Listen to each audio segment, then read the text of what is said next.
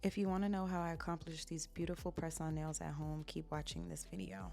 So those are the cat eye nails from BTR Box Nails, the extra long. I love them. They're some of my favorite press-on nails at home. Easy to do. Once you practice this method a few times, I promise you'll be able to do your nails at home in less than an hour, saving so much time and money. I've been doing my nails for over a year now, and it was one of the best things that I have done. Like, to learn this, be good at it, and not have to wait in long nails at the nail salon and spending so much money. This has been a game changer for me, and I hope that this video can help you so you can do the same.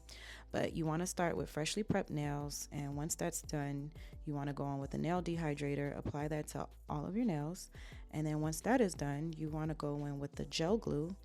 The glue and everything is also from BTR Box Nails. Everything that I use in this video is listed on my Amazon storefront, which I have linked in my bio and also in the description box. But you want to put a decent layer onto your nails, and the gel glue basically helps, in my opinion, to protect your real nails and to help the DIY press-on nails adhere to your nails better.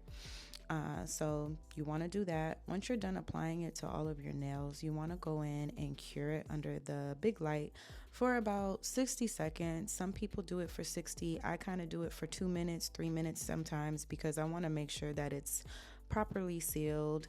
And yeah, I do that. And then when we're done with that, you want to take the nails out of the box. I like to size them ahead of time and put them to the side, so once I get going, it's just easy for me to apply them pretty quickly. These nails are gorgeous. They're my favorite. I have them in the extra long and also in the short almond shape. They have all shapes and sizes on Amazon and on their website. But as I said before, you just want to go in and size it to your nail. You want to make sure it covers the left and right end point of your nail, if that makes sense. If you can see your real nail showing on the side, that means that you need a bigger nail, and you just don't want to use something smaller because it can hurt you sometimes, like cause a little bit of pain. And I've noticed that nails that I've used that were a little bit smaller popped off quicker. So you want to make sure it's to, you know, your liking and your size. And if it's kind of in between, just go on with the nail file and file it if it's a little too big on the sides until it fits your nail properly. So this is me just sizing it out, laying it to the side so I can just grab them and go.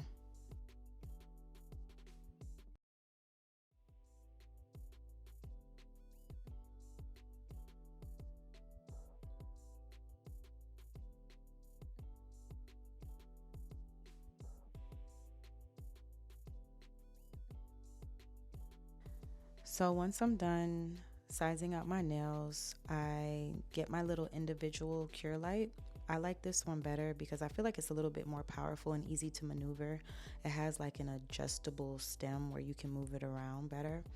And I just take that same gel glue, apply it on the nails, and then you want to add a little bit of excess at the end. You want to apply the nail at a 45-degree angle and press it down. You want to make sure that it's sealed properly and there's no air bubbles and it's on right. Make sure when you're doing this that your nail is not crooked. There have been times that I've done this and my nail comes out a little crooked and then I have to take it off, or sometimes I'm just like, forget it, this nail is gonna stay crooked, because once you hit it under that light and like 5 seconds have passed, it's on there, so you got to move quick. But I let it sit under the individual light for about 30 seconds, sometimes 60 seconds. It depends on, you know, do I need to do this quick? Do I need to go? Or am I listening to a nice little podcast, taking my time? But I let it sit there for like 30 to 60 seconds. Some people do even 15 seconds. For the most part, once you put it under this light, it's sealed pretty quickly. But I just use the same method for all of my nails.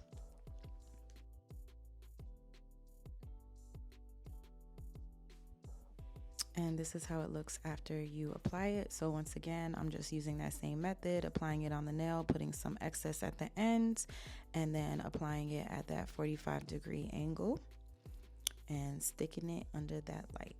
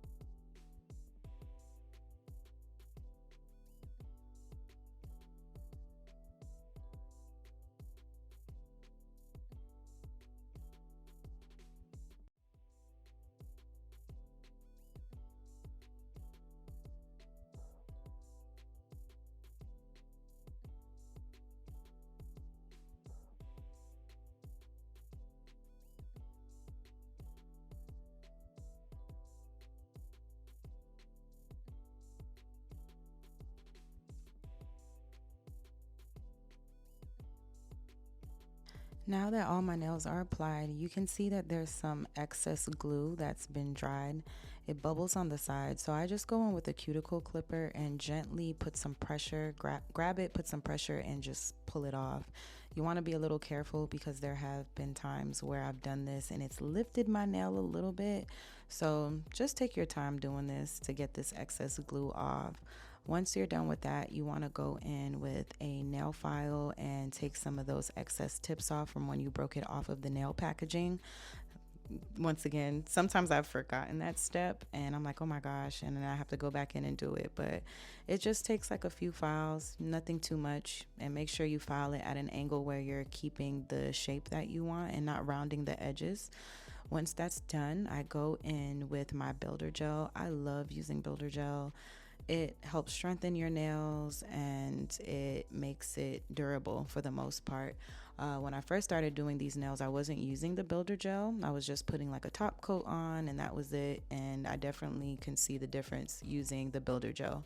When you apply this, of course, you want to put it on the nails, but you also want to make sure you get the sides and the tips of your nails, like how I'm doing right here in the video, just to make sure that everything is covered.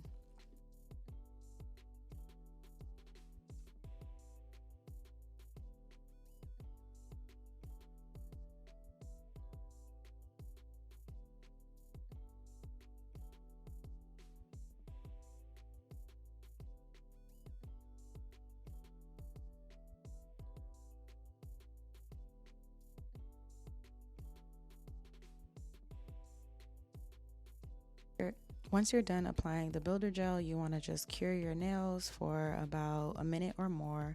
I usually will do mine for 2 to 3 minutes to make sure it's completely dried. And then it's time to go in with that top coat, and you just want to put a nice amount onto your nails, not too much because if you have excess top coat, it will show and then it could cause bubbling and peeling on your nails. So you want to make sure it's an even layer. And if you do find that you've put too much on, just clean your brush off and keep, doing swiping motions to get that excess off and then putting it back in the bottle to remove it. That pretty much is what helps me. And I haven't really been having that much bubbling or peeling. If it happens, it's normal. Just peel it off and just go in with some more top coat or builder gel and cure it individually. Something that I like to do, I have the Sally's nail glue from Sally's Beauty Supply Store, and I just walk around with it these days now. BT Box Nails also like sells little small nail glues just in case your nails pop off and you need to put it back on. It happens. Um, Same thing happens if you go to the nail salon sometimes. So I've gotten a full acrylic set, gel set, and my nail pops off. So same thing can happen with press on nails, of course. So I just do that for extra security because if it's the one thing I hate is walking around with a nail missing, I feel so incomplete. Like, no. But nonetheless, putting the top coat on and then the same thing, you want to cure it underneath that light for about 2 minutes or more. I'm extra, like I said before, but yep, that's what I do.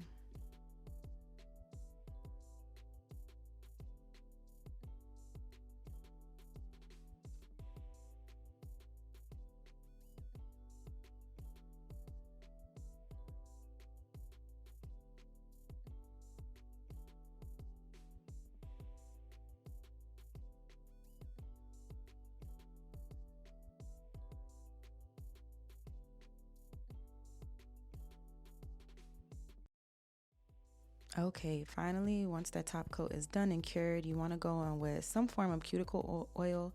I love the cuticle oils that come in this type of applicator. You just twist it, the oil comes out, and it has a brush. So I just brush that all over my cuticles and I rub it in with my fingers. And then my nails are done after that.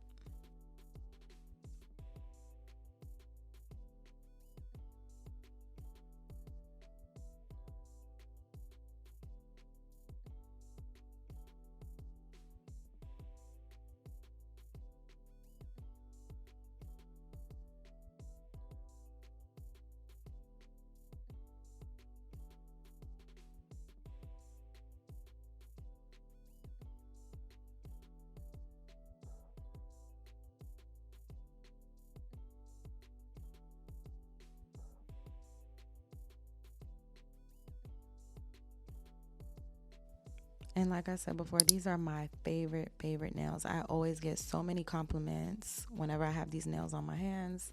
So pretty, affordable, easy to do. I promise you, give it a chance.